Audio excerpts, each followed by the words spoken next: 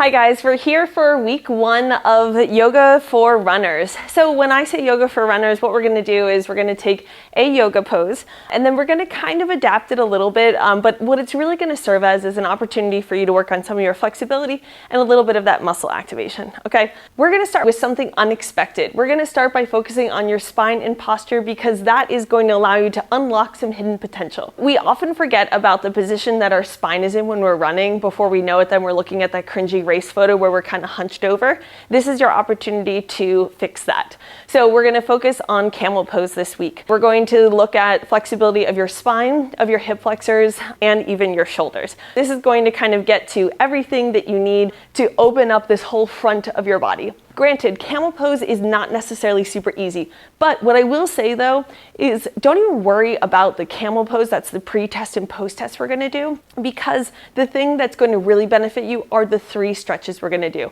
These 3 stretches are really approachable, and I'm going to give you some modifications if you need them, but what it's going to do is it's going to unlock your shoulders, your spine, and your hip flexors. Let's get started. Camel pose can look a lot of different ways. So let's start with the easiest way. So you're going to use some type of block, something that's going to help you to support your hands. Tuck your toes underneath you. That might help to give you a little more stability and also prevent a little bit of cramping in your feet if that might be something you're running into. I'm extending from my hips, not from my lower back. So it's not belly is forward, hips are coming forward. I'm going to lift up through my chest. So I'm lifting up through my thoracic spine and then I'm reaching back with my hands. I'm trying to keep my chin tucked so I'm not just letting my head hang. The whole time I'm extending my hip, extending my thoracic spine, and then I'm extending my arms behind me. The next progression will be with your toes tucked, and now you're going to grab your heels.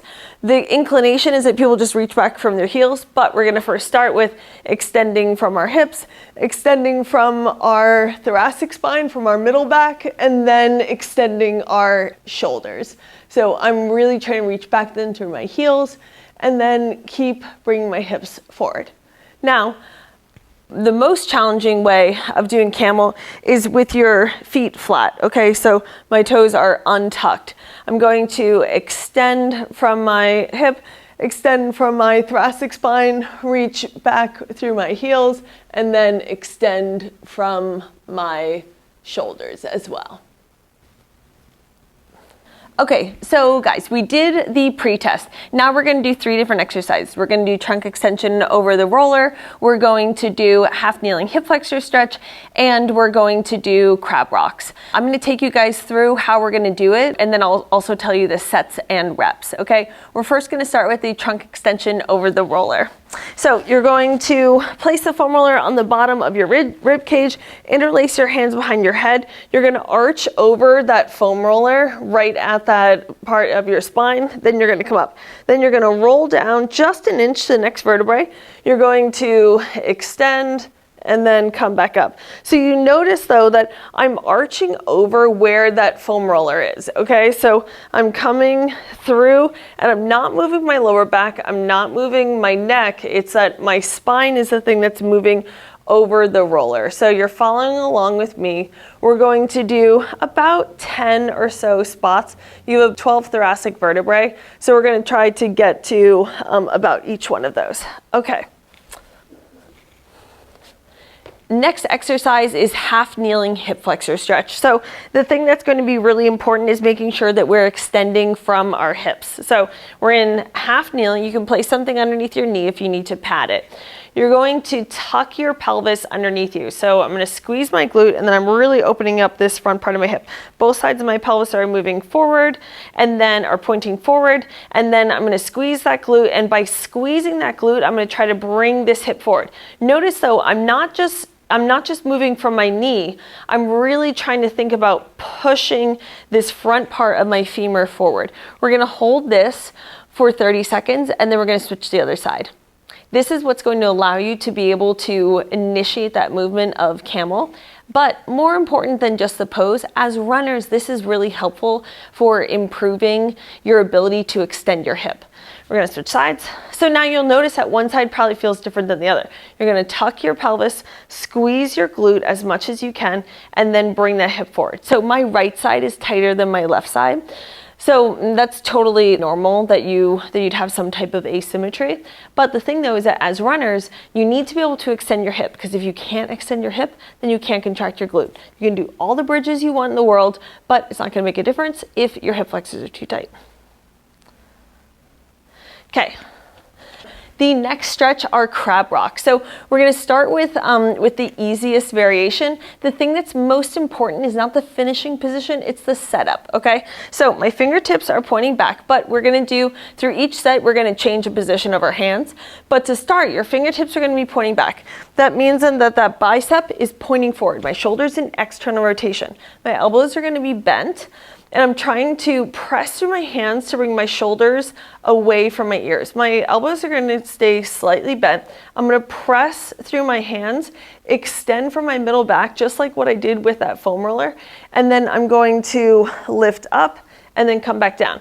I'm going to do 10 just like this. Each time that I go to set up, I'm trying to extend my hips, extend my thoracic spine, and press through my hands. This is going to help us in camel to be able to reach back for our feet.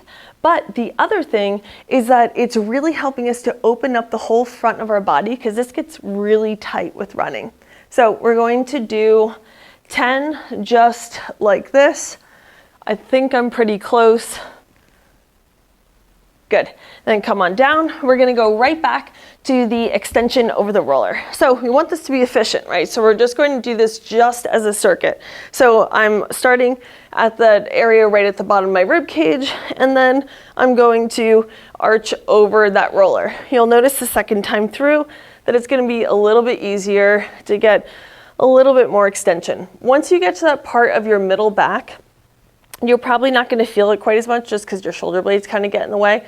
But then in an effort though, make sure that you're not overarching through your lower back or just moving from your neck, okay? Once you get to the base of your neck, then you can come on up. We're going to do that half kneeling hip flexor stretch. So my pelvis is tucked. I'm going to squeeze that glute. I'm going to press that shin down to get a little bit more of a stretch when I do this. So I'm really pressing down through that shin as best I can, squeezing that glute. Both sides of my pelvis are pointing forward. Now, what happens is people start to overarch their lower back. So I need to kind of flatten my back just a little bit, tuck my pelvis, because what I'm really trying to highlight is hip extension in this case, okay? So then, and I'm gonna lift up through my middle back as well. And switch sides. So now again, I'm tucking my pelvis, squeezing my glute, pressing down through my shin as best I can. Now I want to reinforce good running posture. Also, this is going to help with camel. So I'm going to extend that middle back area. So I'm lifting up through my middle back. So it's like my spine is coming in toward my sternum without arching through my lower back, okay? So I'm pressing through that shin, squeezing that glute. This is much harder for me to do on the right side. That is the side I have more issues with. Good, come on down. Now we're gonna do crab rocks. My fingertips are gonna be pointing out to the side now. You're welcome to stay with them pointing back, but I'm gonna do for the second round, fingertips out to the side. I'm gonna lift my chest up, press through my hands, keep my shoulders away from my ears. Now I'm making sure to not flare those bottom ribs. So I need to kind of make sure my lumbar spine is in a good position, is in a neutral position, and then I'm going to press up and come back down. Because where we're trying to get extension from is from our hips and from our thoracic spine, not from our lumbar spine. So we don't want to overarch our back. People are always talking about pelvic tilt, right? So when the pelvis is rotated forward too much, that forces you to arch through your lower back, and then your ribs, your lower ribs flare. This is going to help to address that, because we're working on thoracic extension and hip extension. Trying to press through both heels to activate both glutes as best I can. Good, and one more. You guys will tell me if I might be a little off with some of these sets and reps. Last time through, extension over the roller. So I'm trying to arch over that foam roller, extending from that middle back. Because remember guys, this is what we need to do when we do camel. And also, this is what gets so tight for people, and this is why their posture is a little off when they're running. We've all had that really unfortunate race photo where we just don't look that great. We're all hunched over, and this is gonna help to combat that. Okay, last time, half kneeling hip flexor stretch. So tuck that pelvis, squeeze that glute, press through the shin. So I'm pressing through this shin to give me a little bit more lift, and I'm extending from my thoracic spine as best I can, just like that. So this whole time, you will feel like, okay, yeah, I want to start to extend my knee. And you can do some of that, but what I want you guys to prioritize is getting that full hip extension first. Good, and switch sides. So what happens is if someone just starts to arch too much and just kind of extend their knee, then they're really leaving a lot on the table. So I really need to try to tuck my pelvis, press through that shin, squeeze that glute. And then if you need a little bit more of a stretch, now that we're on round 3, then you can start to extend that knee a little bit. You're shifting forward. But when you shift forward, we're trying not to arch our back as we do that, okay? We really need to tuck our pelvis. And this is just for that stretch. We really want a tuck of the pelvis. Otherwise, we advocate for a neutral position of your spine and your pelvis. Good. All right, last time, crab rocks. Now, this is the hardest way. So, or for me at least, with my fingertips pointing forward. Now my elbows have to stay pointing back. So they're not coming out to the side, they're staying pointing back. I'm going to lift through my chest, and then I'm going to come up and down. We're doing 10 just like this. I need to press through my whole hand as best I can to get a little bit more of a stretch, just like that. I'm lifting up. I can start to feel that I'm starting to strain at my neck a little bit, so I need to keep the back of my neck long as best I can. And we're gonna do 10 just like this. Good, and last one. Good. All right, now it's time to retest. So those blocks are gonna be back by my shoulders. I'm pressing through my shins.